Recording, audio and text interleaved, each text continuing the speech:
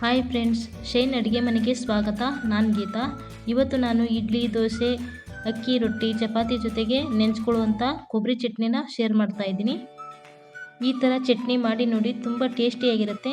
ಇದಕ್ಕೆ ನಾನು ಹುರಿಗಡಲೆ ಬಳಸಿಲ್ಲ. ಚಟ್ನಿ ಅಂತೂ ತುಂಬ ಟೇಸ್ಟಿಯಾಗಿರುತ್ತೆ. ಇಡ್ಲಿ ದೋಸೆಗಂತೂ ಸೂಪರ್ ಆಗಿರುತ್ತೆ. ಬನ್ನಿ ಹಾಗಿದ್ರೆ ಹೇಗೆ ಮಾಡೋದು ನೋಡೋಣ. ಒಂದು ಫ್ಯಾನ್ಗೆ 4-5 ಹಸಿಮೆಣಸಿನಕಾಯಿನ ಡ್ರೈ ಫ್ರೈ ಮಾಡ್ಕೊಳ್ತಾ ಇದ್ದೀನಿ.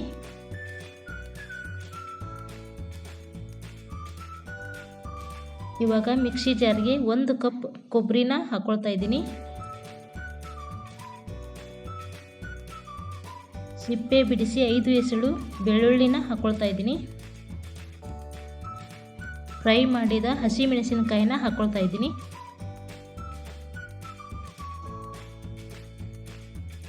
ಸ್ವಲ್ಪ ಕೊತ್ತಂಬರಿ ಸೊಪ್ಪು ಹಾಕ್ಕೊಳ್ತಾ ಇದ್ದೀನಿ. ಅರ್ಧ ಇಂಚಷ್ಟು ಹಸಿ ಶುಂಠಿನ ಹಾಕ್ಕೊಳ್ತಾ ಇದ್ದೀನಿ. 1 ತೊಳೆಯಷ್ಟು ಹುಣಸೆಹಣ್ಣು ಹಾಕ್ಕೊಳ್ತಾ ಇದ್ದೀನಿ. ರುಚಿಗೆ ತಕ್ಕಷ್ಟು ಉಪ್ಪು ಹಾಕ್ಕೊಳ್ತಾ ಇದ್ದೀನಿ. ಇವಾಗ ಇದನ್ನು ರುಬ್ಕೊಂಡು ಬರೋಣ. ತುಂಬ ನುಣ್ಣಗೆ ರುಬ್ಕೊಬಾರ್ದು, ಈ ಹದದಲ್ಲಿ ರುಬ್ಕೊಂಡ್ರೆ ಸಾಕು.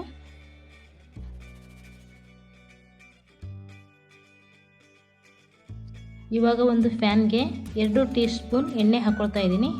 ಎಣ್ಣೆ ಕಾಯ್ದ ಮೇಲೆ ಅರ್ಧ ಟೀ ಸ್ಪೂನ್ ಸಾಸಿವೆ ಹಾಕ್ಕೊಳ್ತಾ ಇದ್ದೀನಿ. ಸಾಸಿವೆ ಚಟಪಟ ಅಂತ ಸಿಡಿದ ಮೇಲೆ ಅರ್ಧ ಟೀ ಸ್ಪೂನ್ ಜೀರಿಗೆ ಹಾಕ್ಕೊಳ್ತಾ ಇದ್ದೀನಿ. 2 ಒಣಮೆಣಸಿನ್ಕಾಯಿನ ಹಾಕ್ಕೊಳ್ತಾ ಇದ್ದೀನಿ. 1 ಕಡ್ಡಿಯಷ್ಟು ಕರಿಬೇವಿನ ಸೊಪ್ಪು ಹಾಕ್ಕೊಳ್ತಾ ಇದ್ದೀನಿ. ಇವಾಗ ರುಬ್ಬಿದ ಕೊಬ್ಬರಿ ಚಟ್ನಿಗೆ ಹಾಕ್ಕೊಳ್ತಾ ಇದ್ದೀನಿ. ತುಂಬ ಟೇಸ್ಟಿಯಾಗಿರುತ್ತೆ ಈ ಚಟ್ನಿ. ನೀವೇ ಪದೇ ಪದೇ ಮಾಡ್ಕೊಳ್ತೀರಾ. ಮಾಮೂಲಿ ಎಲ್ಲರೂ ಹುರಿಗಡಲೆ ಹಾಕ್ಕೊಳ್ತಾರೆ. ಹುರಿಗಡಲೆ ಇಲ್ಲದೇ ಬರೀ ಕೊಬ್ಬರಿ ಬಳಸಿ ಈ ಥರ ಚಟ್ನಿ ಮಾಡಿದರೆ ತುಂಬ ರುಚಿಯಾಗಿರುತ್ತೆ. ಒಂದ್ಸಲ ಈ ರೀತಿ ಚಟ್ನಿ ಟ್ರೈ ಮಾಡಿ ನೋಡಿ, ನಿಮಗೆ ತುಂಬ ಇಷ್ಟ ಆಗುತ್ತೆ. ಹೇಗೆ ಮಾಡಿದ್ರಿ ಅಂತ ಎಲ್ಲರೂ ಕೇಳ್ತಾರೆ, ಅಷ್ಟು ಟೇಸ್ಟಿಯಾಗಿರುತ್ತೆ ಈ ರೆಸಿಪಿ.